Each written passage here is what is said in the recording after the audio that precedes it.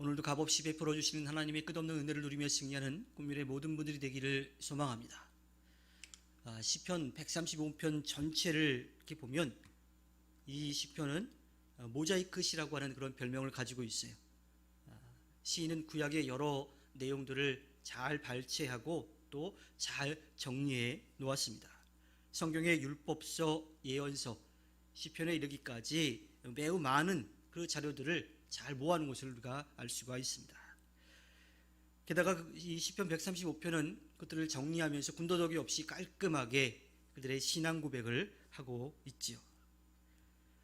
그래서 이 135편은 예배 중에 찬양으로 또 믿음의 고백으로 많이 이제 불려졌던 시편으로 그렇게 알려져 있습니다. 그리고 135편은요, 시편 119편부터 또 그 이후에 성전에 올라가는 순례자의 노래로 우리가 15편을 봤는데 120편부터 134편까지 순례자의 노래가 맞춰지고 그 앞에서 했던 그 할렐루야로 시작하는 할랄 시편이 다시 시작되기도 합니다. 이 찬양이라고 하는 것은요, 찬양의 대상의 훌륭한 부분, 꼭 기억해야 될 부분, 또 전해야 될 그 부분들을 고백하는 거예요. 우리는 이 찬양이라고 하면 보통 노래로만 그렇게 생각을 하는데 그 존재에 대해 이 존재가 어떠한 존재라고 하는 것을 믿음으로 고백하는 건데 거기에 많은 부분이 노래로 되어 있지요.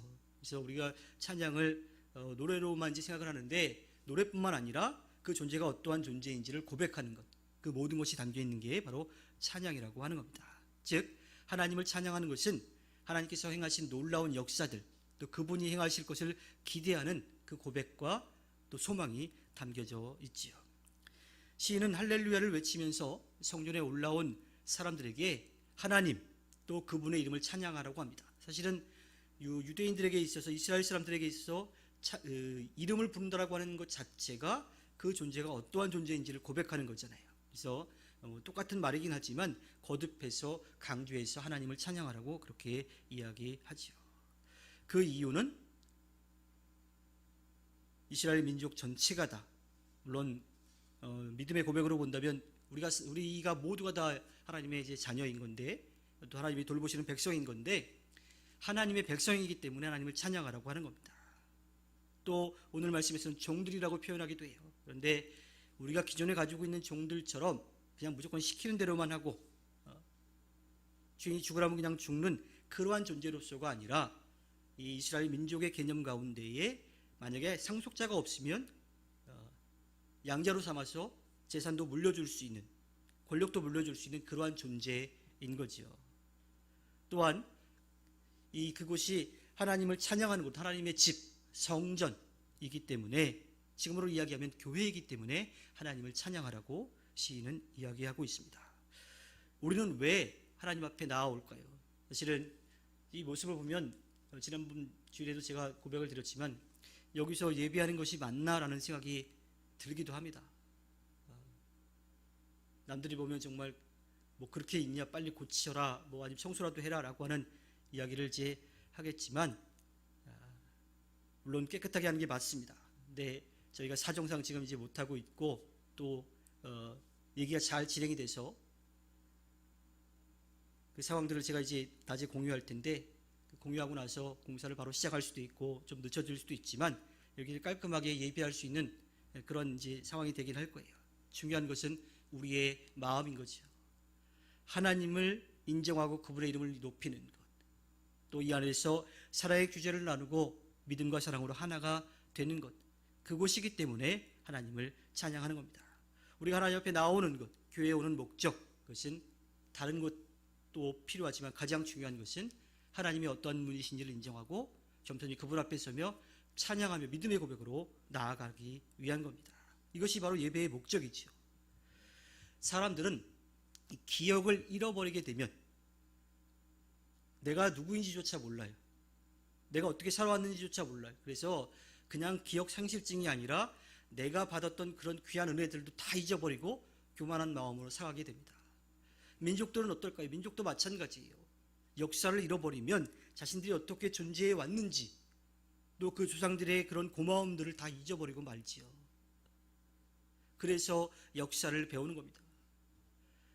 우리가 시편 135편 전체를 이제 나누어서 보긴 하지만 이 안에 담겨져 있는 것이 이스라엘 민족이 어떻게 그렇게 살아왔는지 하나님이 지키시고 돌보아주셨다라고 하는 것을 믿음으로 고백하는 거예요. 그래서 그 하나님을 찬양하는 일을 멈추지 말라라고 시인은 이야기를 합니다. 이스라엘 민족은 하나님의 백성임을 잊지 않기 위해서 하나님이 행하셨던 일들을 노래로 만들었어요. 그 중에 하나가 바로 시편 135편인 거지요. 주님은 우리를 지키시고 돌보시는 분이에요. 그분은 찬양받기에 합당하신 분이지요. 그래서 시인은 성전뜰에 있는 자들에게 하나님을 찬양하라고 이야기합니다. 그 이유는 하나님께서 그들을 자녀 삼아 주셨다. 그러니까 종이라고 이야기하는데 그들을 자녀 삼아 주셨기 때문이라고 하는 거예요.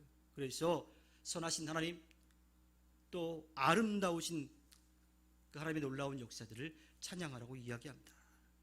이는요, 다른 종교들과 완전히 다른 모습이에요. 물론 다른 종교들도 이 신이라고 하는 존재, 아무것도 할 수 없지만 신이라고 하는 존재가 있어요. 그리고 그 신을 따르는 사람들을 신도라고 이야기를 하지요. 그리고 어떠한 모습이든 제사의 틀을 가지고 있기도 합니다. 그런데 아무것도 할 수 없는 그 우상들은요, 그 우상을 통해서 재물을 축적하려고 하는, 자기들의 필요를 채우려고 하는 제사장들에 의해서 물질, 시간, 그들의 마음까지 다 빼앗겨 버리고 맙니다. 그러나 하나님은 오히려 우리들에게 하나님의 은혜를 주시려고 하는 거죠. 우리에게 생명을 주셨고 우리가 살아갈 수 있는 모든 환경을 만들어 주셨어요. 하나님이 원하시는 것은 하나님을 인정하고 하나님의 말씀을 따르라고 하는 것밖에 없습니다. 물론 하나님이 거하실 성전을 지으라고 말씀해 주셨는데 우상들이 짓는 것만큼 겉으로 보기에만 화려한 것을 짓는 게 아니라 정말 하나님을 예배하기 위한 최소한의 공간을 만들게끔 하시죠.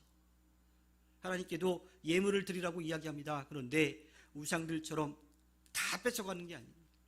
그 제사장들, 그 우상을 섬기는 그 사람들의 필요만을 채우기 위한 것이 아니라 하나님께서 주신 것 감사가 기쁨으로 돌려드리고 믿음으로 고백하고 또 그것을 통해서 힘들고 어려운 이들이 살아갈 수 있도록 하나님께서 나누어 주시게 하시는 거지요. 그러한 하나님을 우리는 찬양할 수밖에 없습니다. 세상의 우상은 뺏어가려 하지만 또 죽음으로 몰고 가지만 하나님은 나누어주고 베풀고 섬기는 삶을 통해서 모두가 함께 살아가고 또 영원히 살 수 있는 길을 열어주고 계십니다. 이처럼 하나님은요, 나를 위해 일해라, 나를 위해 다 바쳐라라고 하는 일방적인 것을 요구하는 신이 아니라 하나님께서 주시는 것을 기쁨으로 받고 그리고 그 사랑을 누리고 전하라고 하시는 분입니다. 이스라엘 민족은 하나님의 그 크신 은혜와 사랑에 대해서 감사하며 그분의 이름을 높이고 있었던 거죠. 우리도 마찬가지입니다. 우리가 받은 모든 것이 하나님의 은혜예요. 그래서 우리는 그 하나님의 이름을 찬양할 수밖에 없습니다. 그 하나님의 이름을 높일 수밖에 없습니다. 그것이 우리의 고백인 거죠. 하나님께서 허락해 주신 오늘 하루를 살아갈 때에 우리를 사랑하셔서 우리를 지키시고 돌보시는 하나님을 찬양하며 하나님께 기쁨을 드리는 꿈미래 모든 분들이 되기를 주님의 이름으로 부탁드립니다.